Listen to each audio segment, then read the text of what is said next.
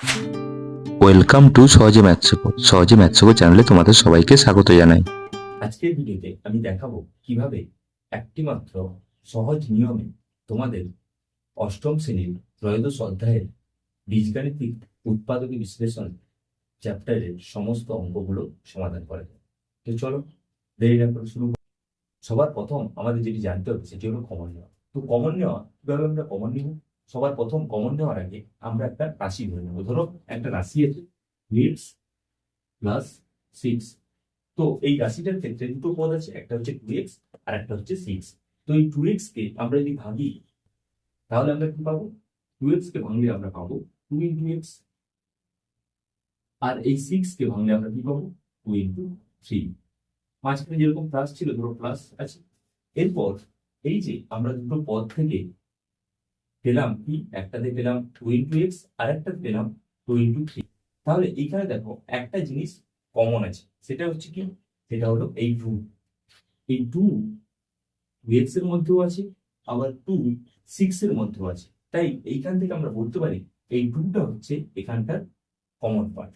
তাই 2টা যদি আমরা কমন নিয়ে নিই তাহলে বাকি পড়ে থাকছে কি? দেখো এইখানে যদি আমরা 2টা বাইরে বের করে নিই তাহলে 2 বাইরে আসছে, আর ভেতরে কি থাকছে? ভেতরে থাকছে এক্স প্লাস 3।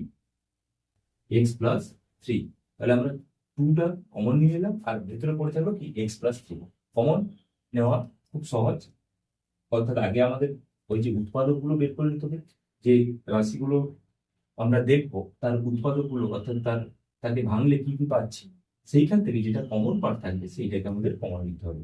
এইখানে যেরকম 2x এর মধ্যে 2 আছে, আবার 6 এর মধ্যেও 2 আছে, তাই দুটোর ক্ষেত্রেই আমরা 2টাকে কমন পাচ্ছি, তাই আমরা বাইরে 2টাকে বের করে নিয়েছি।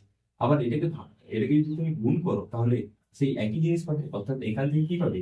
2x পাবে। আবার যখন 2 এর সাথে একবার 3 গুণ হবে তখন কত পাবে? 2 3 6। ঠিক আছে, এবার আসি আসল জায়গা, যেটিকে আমরা বলি মিডিল টার্ম ফ্যাক্টর। আর নাম শুনে বুঝতে পারছো এখানে মাঝের পদটিকে ভাঙতে হবে। এর জন্য আমরা একটা উদাহরণ নিয়ে নিব। সেই উদাহরণটা দেখো, এখানে আমি নিয়েছি x square plus 5x plus 6। এই যে বীজগাণিতিক রাশিমালা আছে, এই রাশিমালার মধ্যে এক্স স্কোয়ার যে বীজ আছে, ওই বীজের সহগ কি আছে সবার প্রথম আমাকে ওইটা দেখতে হবে। এইখানে এক্স স্কোয়ারের যে সহগ আছে সেটা হলো কি? 1। কিছু নেই মানে এর সঙ্গে কি গুণ আছে? 1 গুণ আছে।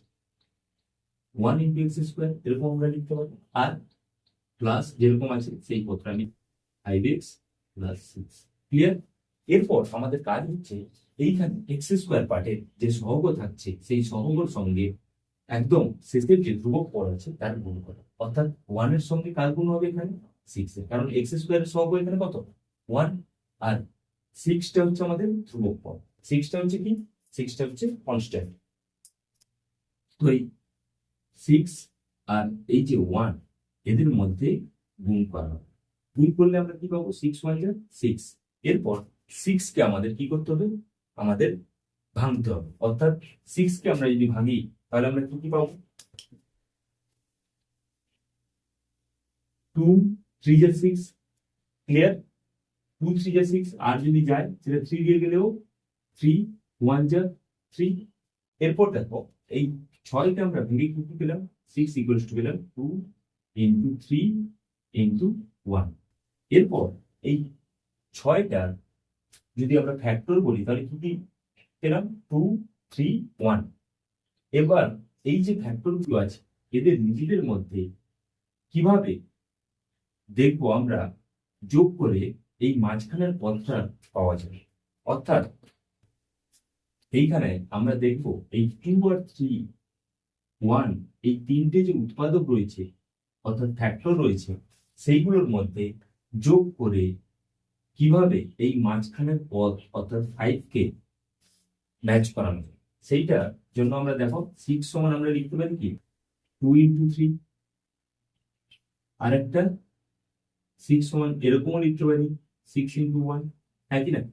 তাহলে এদের মধ্যে আমরা উৎপাদক পেলাম 2 3 আর 6 1। 6 কে যদি আমরা ভাঙি, কিন্তু আমাদের দেখতে হবে এই দুটো উৎপাদকের মধ্যে যোগ করলে 5 আসছে কিনা, বা এই দুটোর উৎপাদকের মধ্যে যোগ করলে 5 আসছে কিনা। কারণ এখানে মাঝের পদ কি আছে? 5x। এখানে 5টাই হচ্ছে ওই মিডিল টার্ম, ওইটাকে আমাদের ম্যাচ করা হবে। তাহলে দেখো 6 আর 1, 6 আর 1 যদি যোগ করি তাহলে কত পাবো? 6 আর 1 যোগ করলে আমরা পাবো 7। তাহলে এটা তো হচ্ছে না, ক্যান্সেল।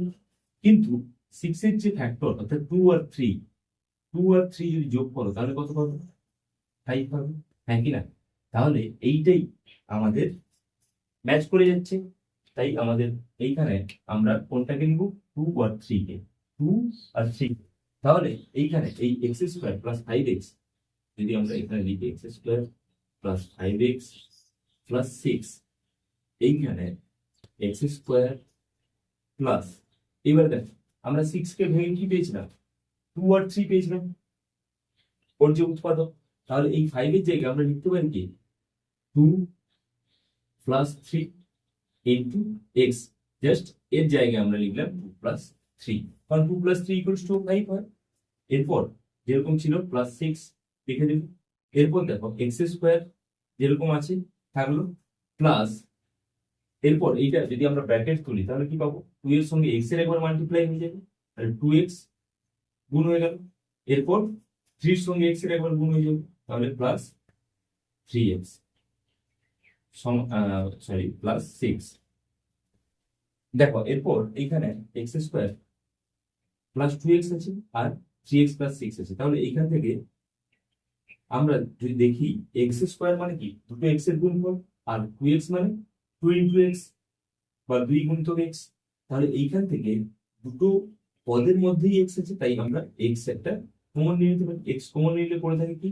এক্স প্লাস 2, আর এইখানে প্লাস 3x প্লাস 6। তাহলে এইখান থেকে যদি আমরা কমন নেই কি আসবে? দেখো 3x মানে কি? 3 ইন্টু এক্স, আর 6 মানে কি? 2 ইন্টু 3। তাহলে 6 এর মধ্যেও কি আছে? 3 আছে। তাহলে 3টা আমাদের কমন বাইরে বেরিয়ে এলো। তাহলে পড়ে থাকবে কি?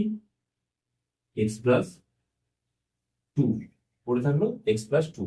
তাহলে আবার দেখো, আবার যদি ভালো করে লক্ষ্য করো, দুটোর ক্ষেত্রেই আবার একই জিনিস আসছে, অর্থাৎ এখানেও আসছে এক্স প্লাস 2, এখানেও আসছে এক্স প্লাস 2। তাহলে এই দুটো আবার কমন পার্ট হয়ে যাচ্ছে, তাই এক্স প্লাস 2 বাইরে বেরিয়ে যাবে, এক্স প্লাস 2 বাইরে বেরিয়ে গেল।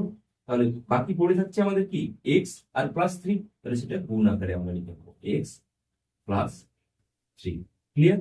তাহলে x square plus 5x plus 6 এর যে আমরা উৎপাদক পেলাম সেটা হচ্ছে এক্স প্লাস 2 আর এক্স প্লাস। তাহলে দেখলে তো উৎপাদক বিশ্লেষণ মানেই একটা বড় জিনিসকে ছোট ছোট টুকরো আকারে সাজানো। আর আজকে তোমাদের জন্য একটা টাস্ক থাকছে যেটি স্ক্রিনে আসবে, এবং স্ক্রিনে আসা ওই অঙ্কটি সমাধান করে জানাও তো দেখি কমেন্ট করে কারা কারা বুঝতে পারবে। ভিডিওটি ভালো লাগলে লাইক করো, বন্ধুদের সাথে শেয়ার করো, আর সহজে ম্যাথস চ্যানেলটি সাবস্ক্রাইব করে রাখো, এবং কাছকার বেল আইকনটি প্রেস করে রাখো, যাতে পরবর্তী ভিডিওর সমস্ত আপডেট সবার প্রথম তুমি পেতে পারো। দেখা হচ্ছে পরের ভিডিওতে। আর হ্যাঁ, অবশ্যই কমেন্ট করে জানিও এরপরে কোন ক্লাসটা তোমাদের দিলে সুবিধা হবে। দেখা হচ্ছে পরের ভিডিওতে। ভালো থেকো।